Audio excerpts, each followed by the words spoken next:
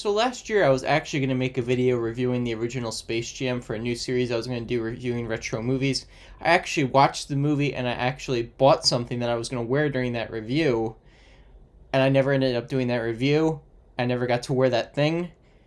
But since the new movie is out and I'm going to be reviewing it, I thought this would be the perfect time to do it. Give me 1 second.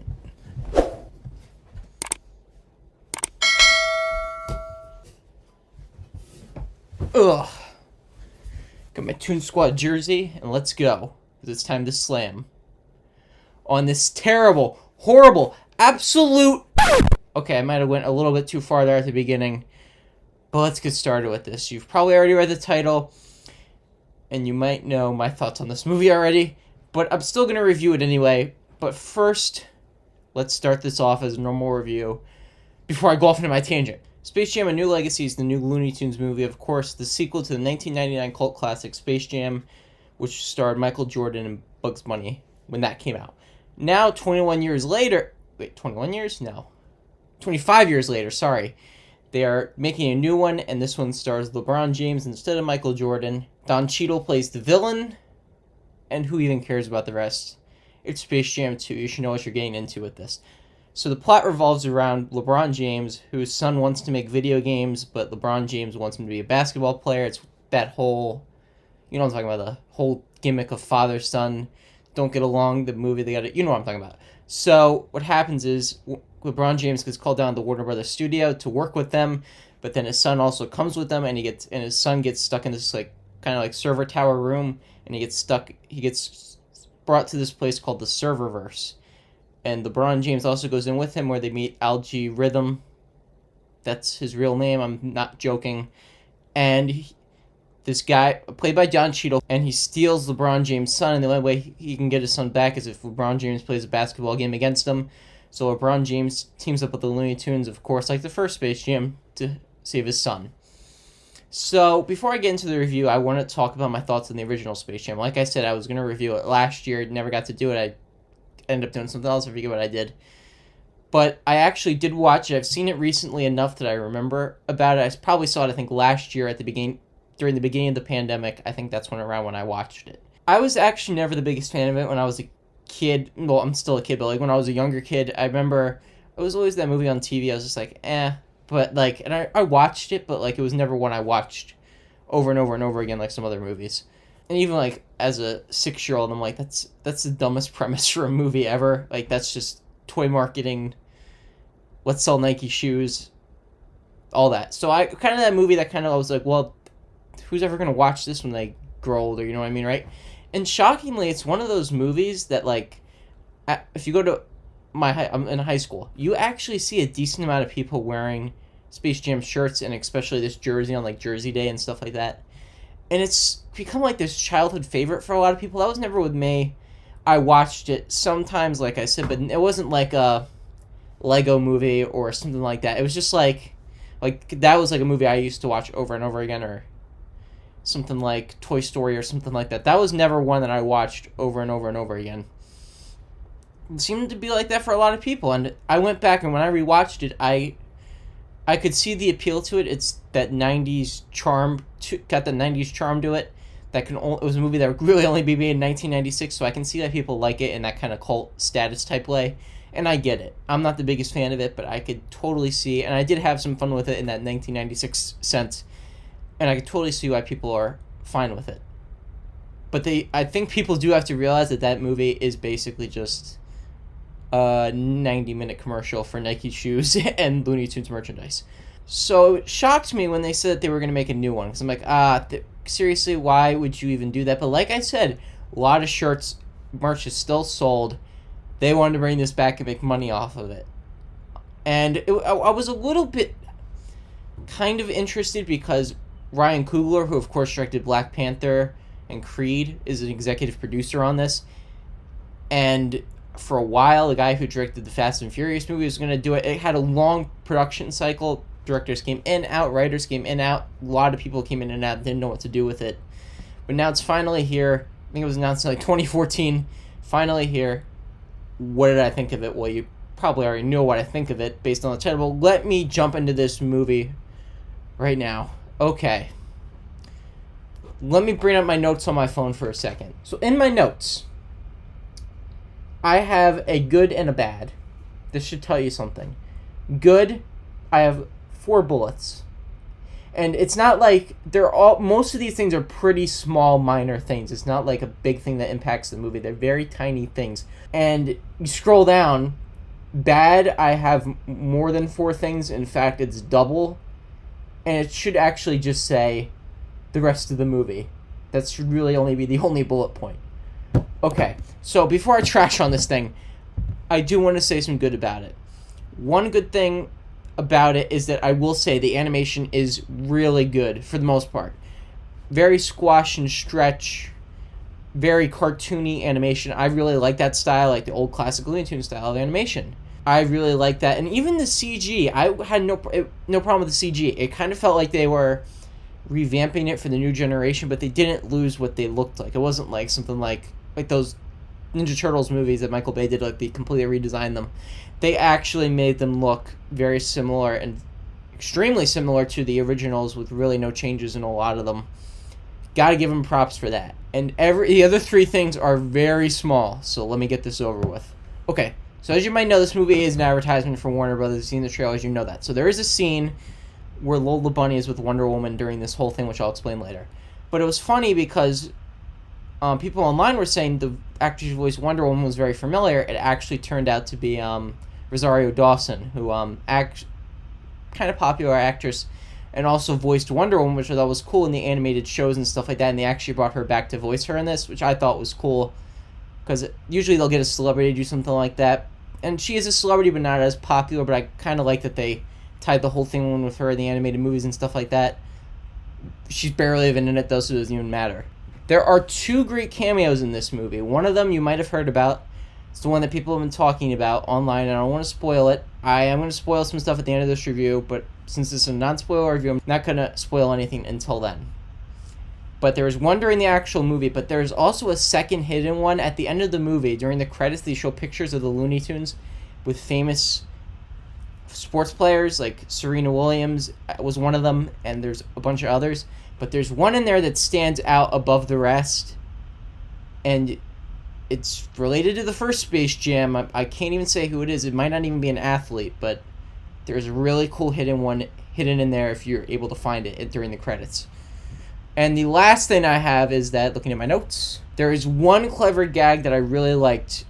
I think that I actually laughed at during the movie, or thought was kind of funny. So there's this whole thing where their Looney Tunes are in different worlds, like Lola Bunnies with Wonder Woman. There's one, and all of them don't really make that much sense. But the one that I liked, that I thought was clever, was that Wile E. Coyote and Roadrunner are with Mad Max, and like the whole Mad Max Fury Road, they throw the things at the car, and they're chasing them out of there, and like they're running really fast past the cars. That was the only clever thing that they did with that, with those kind of like world jumping things. And that's literally all I have for the good. 4 things, probably only took me like 2 minutes to say all of those. Okay, now let's get to the bad, and brace yourselves. Okay, so where I want to start with this is that, no joke, this movie, it's not even really a movie. This is a 2-hour commercial for Warner Brothers merchandise. I mean, Warner Brothers properties, and it's fitting that this is on HBO Max in the end with the pandemic and everything, because this, even though it's supposed to be in theaters, this movie is basically an ad for HBO Max. Every single Warner Brothers property is in this thing. It's not just like they're in the background of the basketball game, because that would have been okay. The first half of this movie is literally, you go to LeBron James and his son go to the Warner Brothers studios. Everybody's like, oh, look how cool we are. Like, Warner Brothers, like, look how cool we are with all our stuff. Look, there's this poster. Look, there's that poster. Look, we make this, we make that, and it just got, I was like, come on, guys, you really couldn't do anything clever with this? Literally, they do nothing clever. It's just like, look, we own that, we own that, we own that, we own that. And that's the whole movie. And I got sick of it. 20 minutes in, I'm like, all right, I can't. And literally an hour into this thing, that's basically all the movie is for the first hour. I had to watch this movie in 2 chunks. Watch the first hour, I'm like, I can't take any more of this. Then later on, watch the second half. That was how, just like, I couldn't, like, it was, also, that's another problem with this movie that I will mention, the length. I will get to that later. But back to the Warner Brothers thing. That's all they do.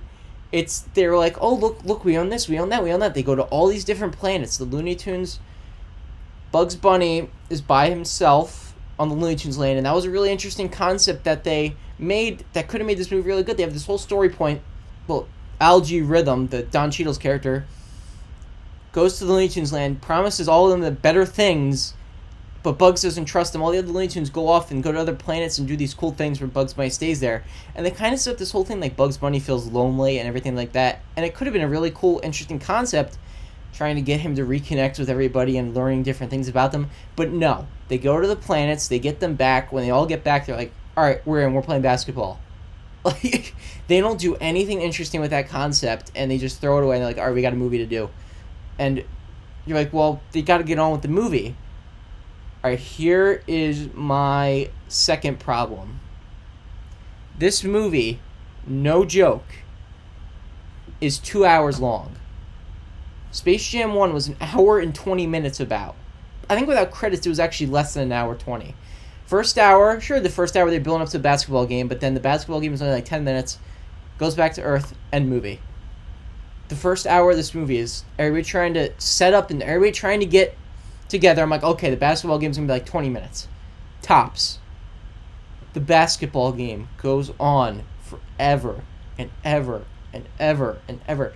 The basketball game, I would say, is actually like 45 minutes. I'm not even joking. It was just, and it wasn't even like, well, they do clever things during the basketball game. This is what level you're on with this. So they stopped the basketball game about like halfway through during halftime, and they have a joke to have Porky Pig, and this is a clip that's been trending online. Watched it then, cringy then, watched it during the movie. It was actually even more cringy in the movie, where Porky Pig raps, and oh my gosh, like, I'm sitting there like, it was so bad, and it didn't have any purpose. It wasn't like, oh, they were trying to make fun of this, or it was just there to be there. They had no purpose to it. It was just there just to be there and be hip with the kids and all that stuff. I couldn't. It was so dumb. It was so forced. It was just, oh, so bad. Okay, so my third thing. In the original Space Jam, wasn't a great movie. Also, in that movie, Michael Jordan really couldn't act. Great player, one of the greatest of all time. I totally get it. But as an actor, he really couldn't act. But like I said, the 90s charm and all that stuff kind of brought that movie through. LeBron James, which is shocking because people actually say LeBron James, he's been in a couple things where he actually has proven that he can have charisma and actually can be a decent actor. And that's why people are actually really interested in this, because like, okay, maybe he'll act a little bit better than than Michael Jordan. I will say, maybe by a tiny little bit, but he's still just dull, doesn't know how to really act all that well. And that's why a lot of people were really disappointed in this, because like, people thought he was actually a pretty decent actor, and you could just tell while watching the movie he can't act. He really can't. And like I said, he's a basketball player. I get it. Basketball players sometimes can't act, and I totally understand that. That's not their profession and stuff like that. But I don't know. It's just people were really saying like, he can act. He's been in stuff where he can act, and he just didn't pull this one off. But like I said, I can't go too hard on that one. Okay, so this one ticked me off. The next one. So like I said, with the whole Warner Brothers thing, and this was so bad that I had to give it its own bullet point. Yeah, it could have been put with that Warner Brothers thing. So there's this whole thing, and this is an actual scene in the movie. So the whole thing, LeBron James is being pitched like, oh, we want to give you they wanted to scan LeBron James, not joking, they wanted to scan him and put him in all the Warner Brothers properties. They wanted to add him into Game of Thrones, not kidding, Batman, everything like that, I'm not even joking. So during this presentation, they show this to him, and they show a list of all the a bunch of Warner Brothers movie posters, and I am not kidding you. This movie is a sequel to Space Jam. I think they've said it might be a reboot, but this is a sequel to Space Jam. The movie is called Space Jam: A New Legacy. Remember, Space Jam: A New Legacy. Literally, during showing these posters of the movies they made, they show a poster, I'm not kidding, of the original Space Jam during this presentation. And then the movie just lost me. This is literally 15 minutes into the movie. I'm like, you've already messed this up. This is a sequel to the movie, yet you show the poster of the original movie, as a movie that somebody's made. And that just lost me. I was like, okay, I don't even care at this point. That's like not even trying. That's like, I don't, maybe they did that on purpose. I don't know. That was just like, are you serious? Like, it made no sense. I mean, I know some people are saying, well, this is a reboot. Also, in the original, the Looney Tunes were in that, like the big, the round thing. And LeBron James, not LeBron James, Michael Jordan went into it, and he saw the Looney Tunes, and it was in the ground. It wasn't an actual data tower or whatever like it is in this. But still, it just made no sense. We didn't, that just lost me completely. I was just like, I can't even complain. I could complain about that one more, but I don't want to because I just feel like I'm going on a little bit too long with that one. Okay. So you've already heard all these terrible things I've said about this movie. So the next thing is a spoiler, and I don't want to spoil this because I know some of you guys might actually want to watch this out there, which I just want to say, I'm just going to tell you it's really bad, so like I'm kind of just saying you might not want to watch it, but it's your own thing. If you want to watch it, that's fine. If you want to leave now, it's okay, and come back after you've seen it and hear the 2 cameos and the thing about the ending that I'm going to say completely ruined this for me. So, as you've seen, only liked 4 things, very small things, basically rambled on about all these other things. So,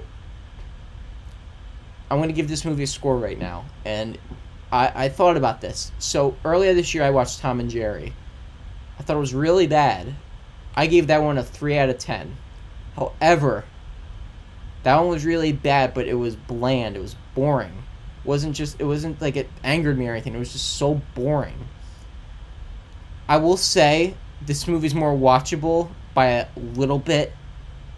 However, Tom and Jerry was just boring.